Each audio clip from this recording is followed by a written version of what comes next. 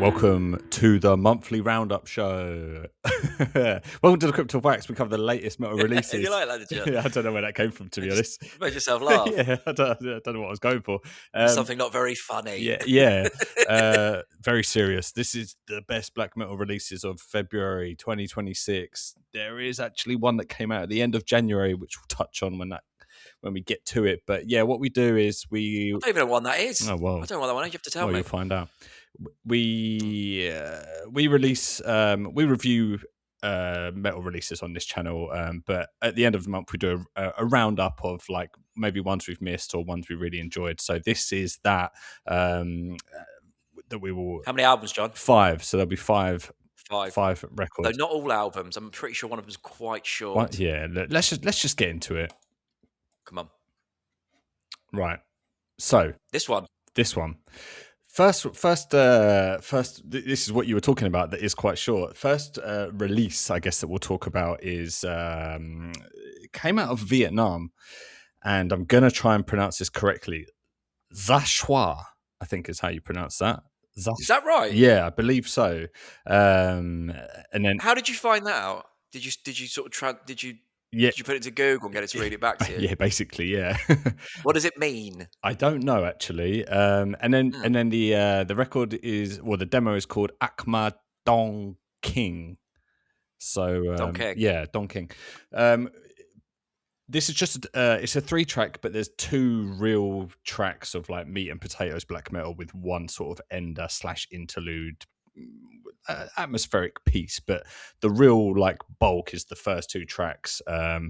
But this demo was getting a lot of hype online. It was getting like thousands of views on No Gleaming Light, and it was something that we actually missed on our channel, but I'm glad we're talking about it now, Mike, because this is... Wait, John, you're doing us a disservice. We didn't miss it. We spoke about doing it, but thought because it was only 2 tracks, 3 songs, yeah, true. It wasn't work. If this was longer, I think we would have given it its own episode. Yeah, good point. Actually, it was intentionally saved for the roundup. Well, listen, let's talk about it now, because this is, I think this is the first thing he's done.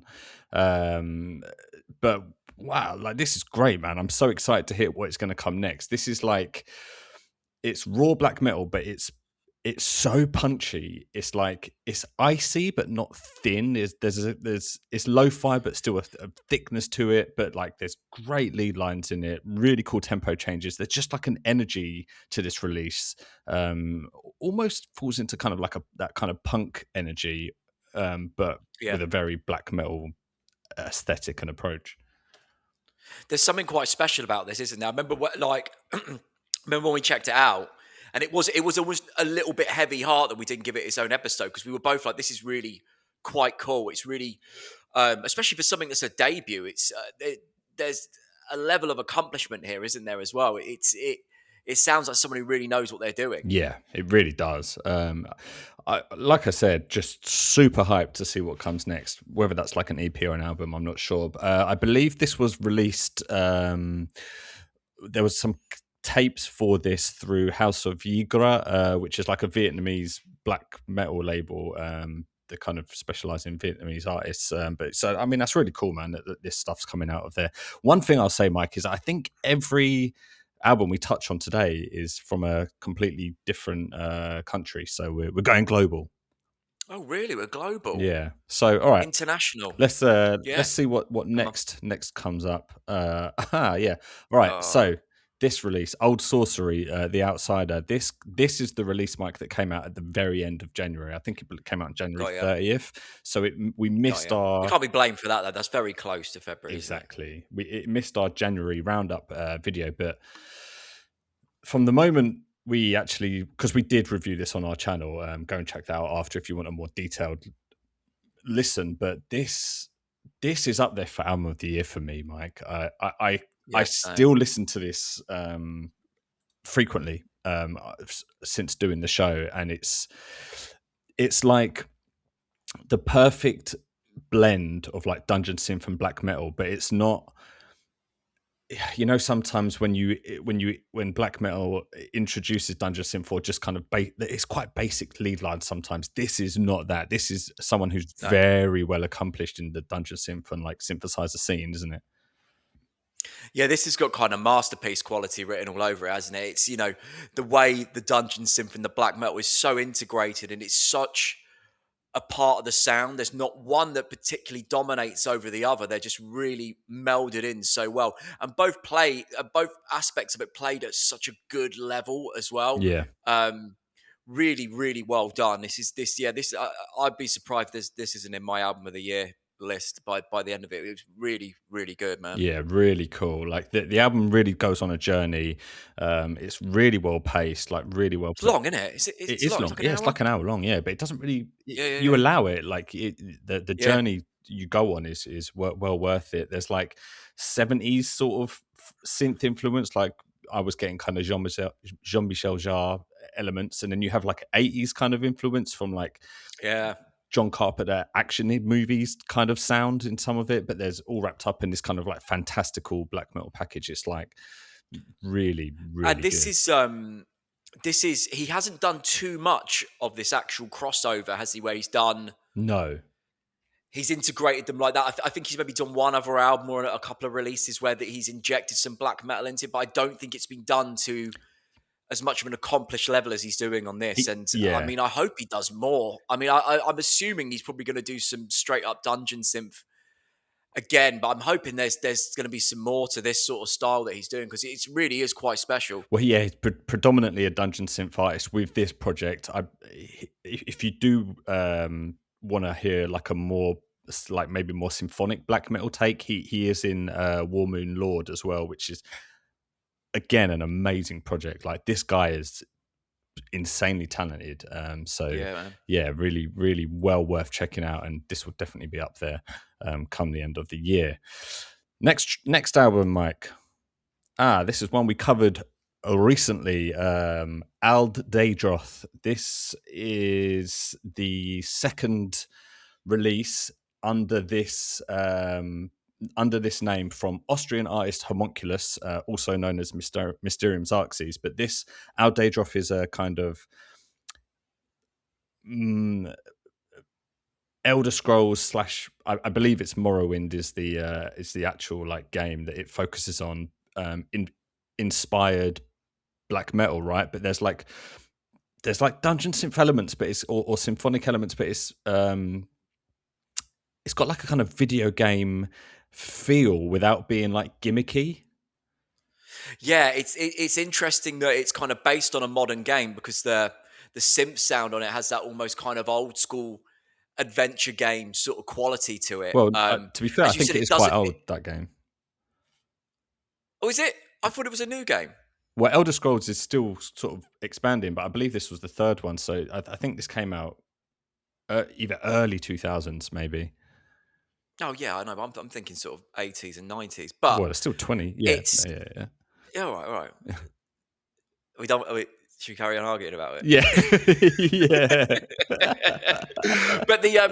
But you're right. It's not gimmicky. The synth sounds, they're not. They work really well and actually really stand out in being something a bit different from your typical kind of dungeon synth or symphonic elements that you kind of associate. That's kind of integrated into a black metal sound. He's gone for something different, and it gives it an original sound, man. I really, really enjoyed this, and it might be one of if not my favorite releases he's done. Yeah, I'm in agreement there. Like, there's a whole heap of influence. You've got like a lot of uplifting, like 80s, like almost pop kind of sensibility Yeah, to yeah, some of yeah. the songs. But there's like a real like early, like in track 2 I was getting like quite early Emperor, like early 90s almost symphonic black metal. It's really cool, but definitely really worth checking out. The production as well is really good. His production is always really, really good. His drum It's sounds very are raw, amazing. isn't it? But the clarity and stuff there is really good. And also you get this interesting kind of rave remix at the end. Oh yeah, I forgot about that. You think on paper might not work, but it works really, really well, and definitely worth sticking around for. Yeah, like a kind of hardcore house rave remix of one of the songs on it, but it's really cool. Like, yeah, definitely listen to that one all the way through. Right, Mike, the next one we are going to talk about. The okay, so this this is a split. I couldn't fit the title on here because there's Can be three. asked. I couldn't be asked. There's three artists on this, but the names are pretty long. So this came out on Grimestone Records. It's Keys to the Astral Gates and Mystic Doors, Bloody Keep, and Sanguine Wounds. A split, all new material. There's like 7 songs, I believe. So it's like, I think Keys had the first 3 tracks, and then Bloody Keep and Sanguine Wounds had the following 2. But a really cool, concise like snippet of these 3 bands. Yeah, it's I was going to say it's an introduction to GSR as well, but actually their sounds really quite eclectic as well. And this is Yeah. maybe a little bit more straight on the black metal thing for what they do as a label. But Yes. I think the artists work really well together on this split, that there isn't that massive jump between styles to make it feel maybe particularly not jarring, but like that they don't work together as 3 bands, if you know what I mean. Yeah. All US bands as well on this release, so that's Yeah. adding more. Oh, that's our American That's thing the we've got. American contingency. Yeah. So, yeah, this is really cool. I wasn't too familiar with Sanguine Wounds going into this. I think Bloody Keep was the one I was mostly familiar with, but I think coming out of it, I was more a fan of Keys. Actually, I thought their Yeah, part of the same. split was really cool, and I really did enjoy what Sanguine Wounds had to offer as well. It was very like atmospheric and raw and really cool. And then Bloody Keep, obviously, you have that a bit more riffier, slightly. Heavy metal influence kind of thing. Like his one did stand out a little bit more, but it wasn't too much. It wasn't like his other artists like Curtain Wall, where it's like Yeah, it's got that very kind of, I don't want to say comedic, but it's got that very whimsical kind of feel to it, hasn't it? That very did whimsical. Yeah, really stick out from that. I think Bloody Keep just about is in that wheelhouse that it doesn't seem too much of a change from what Sanguine Wounds and Keys are doing. yeah, definitely check this one out. And if you're unfamiliar with Grimestone, do go through their catalog. There is some crazy kind of releases on there. It's a rabbit hole, isn't it? There's a lot there. It is very bizarre, but some really cool stuff going on there. And then final album that we are going to talk about. We did miss this one on the channel. This one we only came across fairly recently. Spectral Whisper, the Kassalian Occultists. Am I pronouncing that right? This to finish off the world tour, Mike. Do you know where this band are from? Germany. Correct. Deutschland. Deutschland. Yeah. Yeah. That's as far as our German goes. This came out on February the 14th through Astral Nightmare. Danke. Yep. Well done. Do that one. This is. Bratwurst. Yeah. Yep. I was actually thinking that. I was going to try and get that in. This is the 5th full length from the band in as many years. I think they put out an album every year. This is like old school raw black metal, but with a very heavy influence of like 70s psych occult rock almost. There's a lot of organ going on in this, and there's like a real atmosphere that kind of like draws you in. I think the production is quite a big play on that.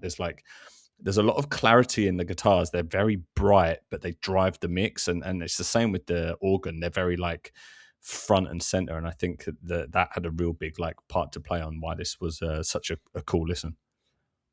Yeah, it really was. I loved the organ part of it. I thought it really kind of set it apart. It hasn't got that kind of distorted feel. It's quite clean almost, isn't it? The organ over the top. There's a lot of clarity there with what you can hear, and yeah, you're right. It does give. I didn't really think about it, but it does give that sort of 70s vibe. Yeah. Well, to it, and it was a really I was going to say it's the production as well. There was one of the tracks, track 4, "Here We Dwell in Darkness."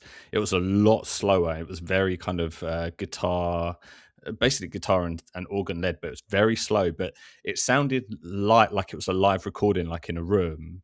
But it had that kind of like late 60s, early 70s feel to it. Yeah. It was quite bizarre to hear in like a black metal context, but it was really cool.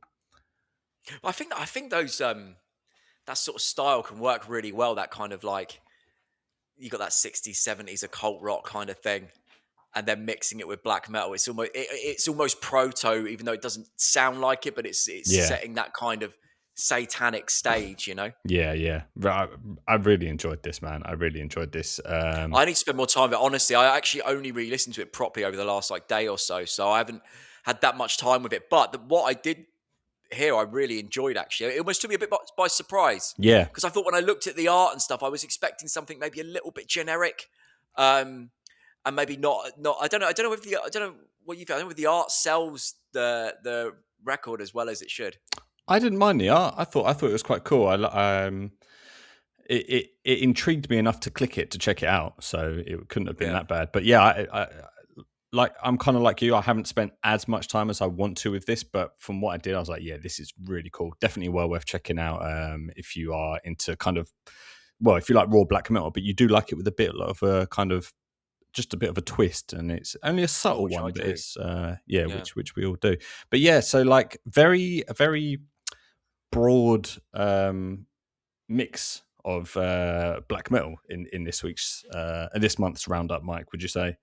These. I mean, thinking back, these are all really good, strong releases. Like these are. If you haven't heard any of them, you're in for a treat sitting through these. There's some really really amazing stuff there.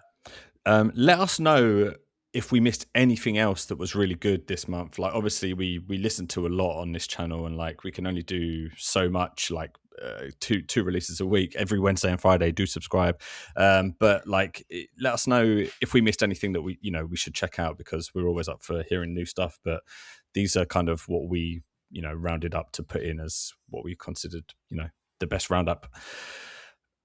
Give a like, give a subscribe, helps us out a lot. But we'll hopefully catch you in the next one.